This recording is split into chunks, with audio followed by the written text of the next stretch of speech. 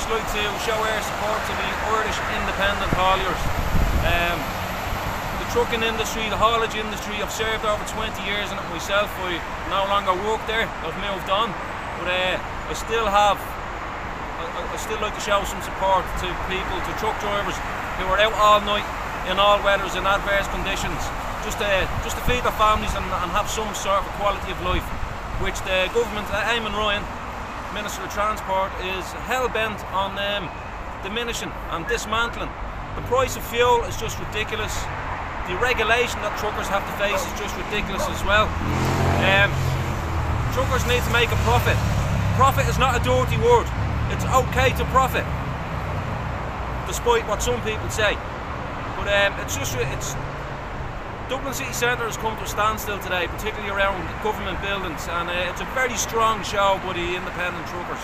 And there's a lot of farmers there as well, come up on the tractors. So we just want to show support to the farmers as well, who are getting the heat turned up on them right now. Carbon taxes, it's just ridiculous. It's just, you know, we won't tax our way into a green economy. Diesel fuel has gone up about over 50% nearly in the last 8 or 9 months. I don't know how these boys get by. I don't know how they're expected to make a profit or make a living. And this man has gladly agreed to talk to me, kindly agreed to talk to me about what's going on. And what's your first name again? Donald is my first name. Donald, this is Donald's truck here, the first in the line here. And if you can see this, they have barriers up on Kildare Street to stop vehicles and people walking down. So Donald, thanks for talking to me there. Just tell us, like, what's going on with drivers now, and how hard is it for you guys to survive, basically? Well, I'm an owner-operator, so it's a lot harder for me to survive, because also I can't bulk buy diesel. Where you bulk buy diesel, you might get it a couple of cents cheaper, but it's not worth talking about. Not worth talking about. So for me, it's very hard. It's very hard to make a living on it. Long days, big days, and it's not helping when you've got the maintenance of the truck. And then with the diesel prices after rising astronomically in the last 8 or 9 months, it's crippling. It's taken from our week's wages, basically. Okay. You know what I mean? Yeah. Now you may not know, the National Party, we've been trying to call out this government now for at least 5 years. We're talking for the Irish people, basically. The Irish medium to small businesses are being crushed all over the place, all over the country, and since this COVID thing. And then you have this green agenda. This Green Party are in power as well. Are you aware of what the Green Party are about? And what they're trying to tell us about global warming and carbon emissions and all that? But you can go on about carbon emissions.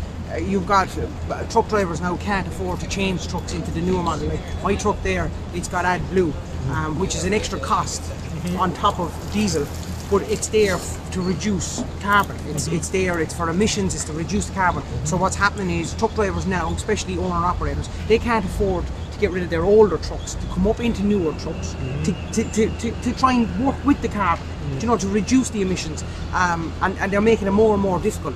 Like at the end of the day, people, you know, we've had people giving us good support today, and we've had people giving us bad support today. What people got to realise is 12 months, 18 months ago, we were all fantastic because we were out working when COVID and everybody was home, and we were the front line risking it. We couldn't get a hot meal, yeah. We couldn't use a restroom, yeah. Exactly.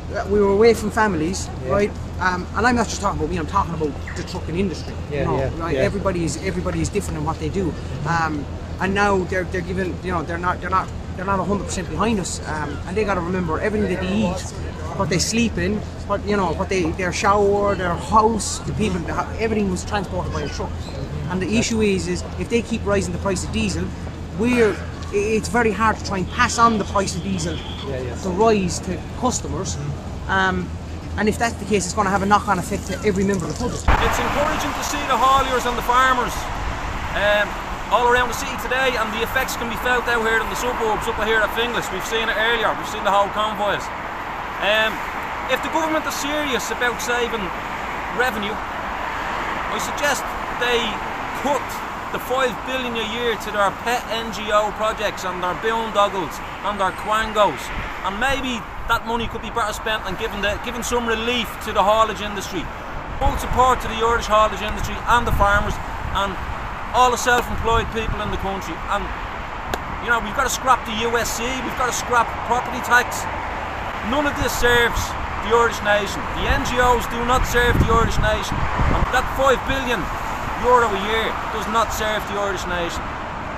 It disserves the Irish nation. A lad here, one of the drivers, Joseph O'Reen is his name, and he's decided he'll say hello and he'll tell me about what's going on with him, what's happening in his business, how it's been basically crucified by these prices. So Joseph, tell us, what's life like now since the rises in fuel prices?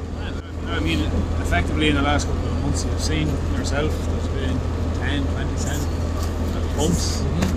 For a car, if you're filling 60, 70 litres, it's not so bad. If you look at the diesel tanks and lorries here, it's 1,400 litres a week we're normally burning, especially like myself and other few lads, we go over to the UK and back, so we get over to the UK, we could be doing 2,000 or 3,000 kilometres a week. Right? We're burning through a lot of diesel, it's increasing costs every week in, week out. We're not getting any more money off our, we're only small, we're subbing into larger companies. The larger companies aren't paying us any more extra rates, you know. So we're finding it tough. Actually, to be honest with you, it's not that we're finding it tough. This is now breaking point. Yeah. Small hauliers have been finding it tough in this country for years. We have been crippled. But you guys, Joseph, they're the lifeblood of the supply chain. I mean, if you guys can't function, there's no supply chains going anywhere. Like, you know? This is true. I mean, for sake of argument, take me on one man. There's a couple of hundred men here today. So one man in a week's work, I would move maybe 50 trailers, 40-foot trailers a week. There could be 26 pallets of food in each of them trailers going to Mitchelstown and Cork. They could be going to Birmingham in the UK. They could be going to everywhere. Last year it was in Sweden, Norway, Denmark. We're everywhere. We do as much as we can. You'll only ever see us small men out talking and protesting. The big men can't. They can't put their names out there because the Irish Association is allowed. Basically said. And why do you think that is? They won't allow it. What is it? Intimidation? Is it psychological? Or? Well, I don't know. I'd rather not comment on that. Just to be safe, to be honest. There's an answer in itself, folks. Anyway, but I know what you mean. I know exactly what you mean. It's like, in irrelevance to it, the Motorsport Ireland, we'll say. So that's a separate topic. Motorsport Ireland. A couple of years ago, there was a split group from Motorsport Ireland. A fella down the country. Not sure of his name. Not sure of where he's from. He set up something similar, basically a governing body over the motorsport industry in Ireland, and he was put to prison 6 months after opening up for some sort of silly little rule or law that he had broken, setting up a governing body. He wasn't allowed. He actually ended up in prison. 6 months in prison. And that's the country we're living in. That's the country we're trying to expose in this party here. It's the same as insurance companies, and it's the same with VRT, and every little law that's in this country is bending us backwards. But sure, we'll stay going. There's 1,000 lorries out on the road here today protesting. I mean, is your viability now, is it really not viable for you to operate, John? We just have to take other measures. There's green diesel out there, it's half the price. There's 500 lorries to fill with green diesel. We'll use it and we'll burn it, because if we can't afford road diesel, we'll burn green diesel and we'll keep the trailer moving. Because it's our livelihood. I've been doing this now 11 years. I've known nothing else. I left school at 13 to go out recently. I know nothing else. I will stay at this for the rest of my life. Absolutely. And if the price of diesel stops me, we will find them. And would you agree that people, like, if I don't want to be here doing this, I'm not having these conversations, you don't want to be here protesting outside or trying to get outside, I won't even let you outside the door. It's not as if we're doing it for free, no. You know, it's cost me, you a day's work. I've came from South Armagh today and it has cost €150 in diesel just to get here. Anyway, to sit, have the lorry sitting down below, it's going to cost a couple of quid to have it idling. And losing out on a day rate of about €600, easy.